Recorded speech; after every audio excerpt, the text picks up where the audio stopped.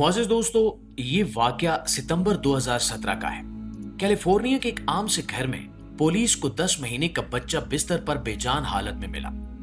इब्तिदा में किसी को कुछ समझ नहीं आई कि क्या हुआ है, मगर जब पोस्टमार्टम हुआ तो सामने आया कि बच्चे की मौत किसी बीमारी या हादसे से नहीं बल्कि जहर से हुई है। और वो जहर कोई आम जहर नहीं था, इसका नाम था फेंटेनाइल, एक ऐसी ताकतवर कीमियाई इदवायाती शय जिसकी इंतहाई कम मिकदार भी इंसानी सांस बंद कर सकती है। जब तहकीकात शुरू हुई तो पुलिस के हाथ एक लैपटॉप लगा, जिससे पता चला कि यह जहर ऑनलाइन खरीदा गया था और जिस अकाउंट से यह सामान खरीदा गया था वो ड्रग लामा के नाम से मंसूब था। मजीद तफ्तीश से मालूम हुआ कि यह ड्रग लामा सिर्फ इस खानदान के लिए सामान भेजने वाला नहीं, बल्कि पूरे अमेरिका में इसी तर्ज के पैकेट्स और गोलियां फराहम कर रहा था।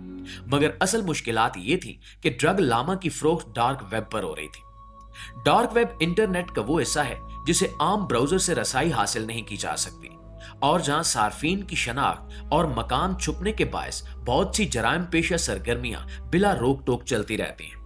लेकिन यहीं से शुरू होता है कहानी का दूसरा रुख। मेल्सा किन नामी औरत एक तजुर्बाकार ऑपरेशन मैनेजर थी जो एक फार्मास्यूटिकल कंपनी एरिस के लिए खाम माल के ऑर्डर्स और सप्लाई खरीदती थी। इसी तजर्बे ने इसे इदवायात और इदवायाती अज्जा की तैयारी और लागत के बारे में मखसूस इल्म फराहम किया।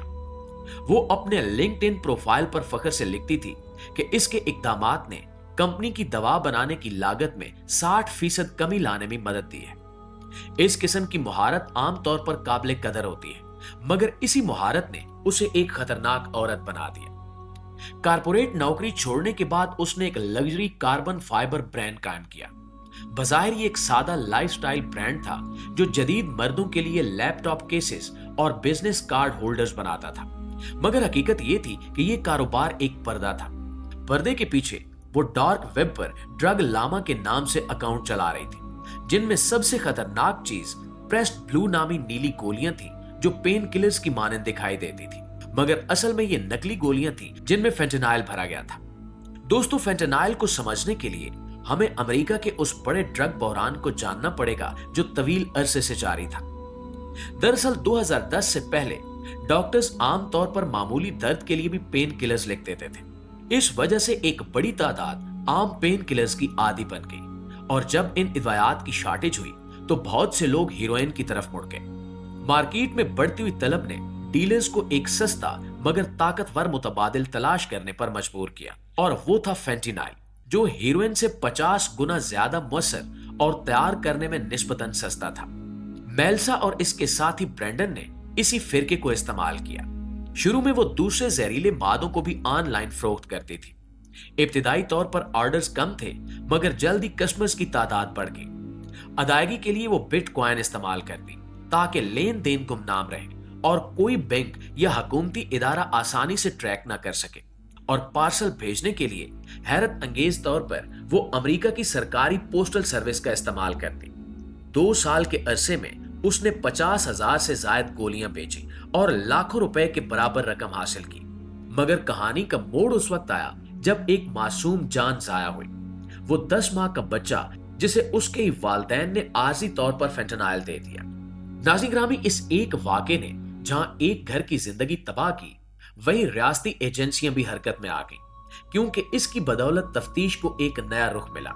इब्तिदाई तफ्तीश में लैपटॉप और दीगर डिजिटल शवायद से जाहिर हुआ कि वही खानदान पिछले 5 माह से ऑनलाइन इसी ड्रग लामा से ये अशिया खरीद रहा था। मगर डार्क वेब की नोयत के पास ना ही ड्रग लामा का हकीकी नाम मालूम हो सका और ना ही उसका मकाम, जिसकी वजह से FBI, DEA और अमेरिकी पोस्टल सर्विस ने मुश्तरका तौर पर एक खुफिया ऑपरेशन शुरू किया, जहां उन्होंने अंडरकवर खरीदारों के तौर पर 9 मुख्तलिफ लोकेशन से ऑर्डर दिए। हर बार वो बिटकॉइन के जरिए अदायगी करते और हर बार छोटा सा पार्सल इनके दरवाजों तक पहुंचता रहा। जब वो पार्सल खोलकर लेबॉर्ट्री में टेस्ट करने गए तो वाज़े तौर पर इनमें फेंटेनाइल की तस्दीक हो गई। अब ये महज एक छोटी फ्रामी नहीं बल्कि एक मुनज़्ज़म सप्लाई चेन थी जिसे रोका जाना निहायत जरूरी था। मगर मसला वही रहा कि गुफ्तगू ड्रीम मार्केट के अंदरूनी मैसेजिंग सिस्टम तक महदूद थी और किसी जाती तफसील तक रसाई मुमकिन नहीं थी। कई महीने गुजर गए, एजेंसियां नाकाम रहीं, मगर फिर एक मामूली सा सुराग मिला जो पूरी तस्वीर बदल गया। तमाम पार्सल्स पर जो रिटर्न एड्रेस लिखा था वो उसी सैन डियागो का पता था, वो सामंथा कूपर था। एजेंसियों ने जब इस एड्रेस और इससे मुंसलिक पब्लिक रिकॉर्ड्स और मालियाती डाटा खंगाला तो इन्हें इस एड्रेस के करीब एक बिजनेस का रिकॉर्ड मिला जो पेपाल अकाउंट से मुंसलिक था, और उस अकाउंट का ताल्लुक एक खातून मेल्सा स्कैलन के नाम से था।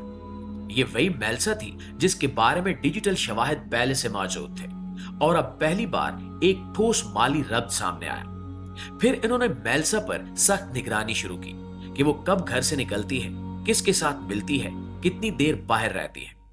इसकी रोजमर्रा की हरकत नोट की गई और इसी निगरानी में एक छोटी मगर अहम मालूमात सामने आई कि मेल्सा के 2 कुत्तों के नाम सामंथा और कूपर थे, वही नाम जो पार्सल्स पर बतौर रिटर्न नाम लिखा जाता था। और ये इत्तेफाक महज इत्तेफाक नहीं रहा। एजेंसियों को यकीन हो गया कि जिस नाम से पार्सल आ रहे थे उसका ताल्लुक इसी घर से है। अगले दिन एफबीआई ने पूरे स्क्वाड के साथ मेल्सा के घर पर छापा मारा। सवालात किए गए और सामने आने वाले शवाहिद इतने वाज़ेह थे कि मेल्सा ने बिल आखिर अपना जुर्म कबूल कर लिया। अदालती कार्रवाई में इसे 13 साल कैद की सजा सुनाई गई और इसके बॉयफ्रेंड ब्रेंडन को 10 साल कैद की सजा। यह सजा किसी वाहिद वाक़े का बदला नहीं बल्कि एक ऐसी सप्लाई चेन को रोकने की कोशिश का नतीजा थी जिसने अमेरिका भर में सैकड़ों लोग मारे थे। इसके बाद 7 माह के अंदर ड्रीम मार्केट के खिलाफ एक वसी बैनुल अक़वामी ऑपरेशन चला जिसमें अमेरिका, इंग्लैंड, ऑस्ट्रेलिया, न्यूजीलैंड और कनाडा ने मिलकर ड्रीम मार्केट समेत 50 से ज्यादा डार्क वेब वेबसाइट्स को हमेशा के लिए बंद करवा दिया। इस मुहिम का मकसद न सिर्फ इनकी मखसूस सप्लायर्स को खत्म करना था बल्कि यह भी दिखाना था कि जब मुख्तलिफ रियासतें मालूमात और वसाइल का तबादला करें तो डार्क वेब के जरिए चलने वाली गैर कानूनी सरगर्मियों को रोका जा सकता है। इसके बावजूद डार्क वेब पूरी तरह खत्म नहीं हुआ और सवाल यह है कि कितने ऐसे अकाउंट्स और सप्लायर्स अभी भी सरगर्म हैं जिनका सुराग नहीं लगाया गया। नाज़रीन ग्रामी, डार्क वेब पर सिर्फ यही नहीं हो रहा बल्कि यहां पर ऐसी ऐसी चीजें चल रही हैं जिनका आम इंटरनेट पर तसव्वुर भी नहीं किया जा सकता। यहां हर वो चीज दस्तयाब है जो कानून के दायरे से बाहर है। जाली पासपोर्ट्स, गैर कानूनी असलहा, हैक शुदा बैंक अकाउंट्स, इंसानों की खरीदो फरोख्त, मंशियात, कातलों की खिदमत, यहां तक कि किसी के फोन या कंप्यूटर को हैक करने के ऑर्डर्स तक। डार्क वेब इंटरनेट का वो खुफिया हिस्सा है जो आम ब्राउजर से नहीं खुलता। इसके लिए टॉर ब्राउजर इस्तेमाल किया जाता है जो सारिफ की शनाख्त, मकाम और सरगर्मियों को मुकम्मल तौर पर छुपा देता है। यही वजह है कि दुनिया के खतरनाक तरीन मुजरिम, हैकर्स और दहशतगर्द तंजीमें इसी जगह को अपनी पनाहगाह बनाए हुए हैं। यहां पर लेन देन भी आम करेंसी में नहीं होता बल्कि बिटकॉइन या दूसरी क्रिप्टो करेंसीज में किया जाता है ताकि किसी का पता न लग सके। कई ममालिक की इंटेलिजेंस एजेंसियां बरसों से इस जाल को तोड़ने की कोशिश कर रही हैं मगर ये हर बार नए नामों और नए लिंक के साथ वापस आ जाता है। डार्क वेब एक ऐसी ज़ेरे ज़मीन दुनिया है जहां कानून की पहुंच अभी भी बहुत कमजोर है। दोस्तों, अगर आपको ये वीडियो वाकई मालूमाती लगी है तो इसे यहीं खत्म ना होने दें। अभी हमारे चैनल को सब्सक्राइब करें और बेल आइकन जरूर दबाएं ताकि अगली वीडियोस वो आप तक बर वक्त पहुंचती रहें। वीडियो को अपने दोस्तों और ग्रुप्स में शेयर करें ताकि वो भी समझ सकें कि डार्क वेब सिर्फ फिल्मों का मौजू नहीं बल्कि एक हकीकी खतरा है जो हमारे आसपास मौजूद है। जी तो मुआज़िज़ दोस्तों, ये थी हमारी आज की वीडियो। इंशाल्लाह आपसे मुलाकात होती है अगली वीडियो में। तब तक अपना ढेर सारा ख्याल रखिए। अल्लाह निगहबान।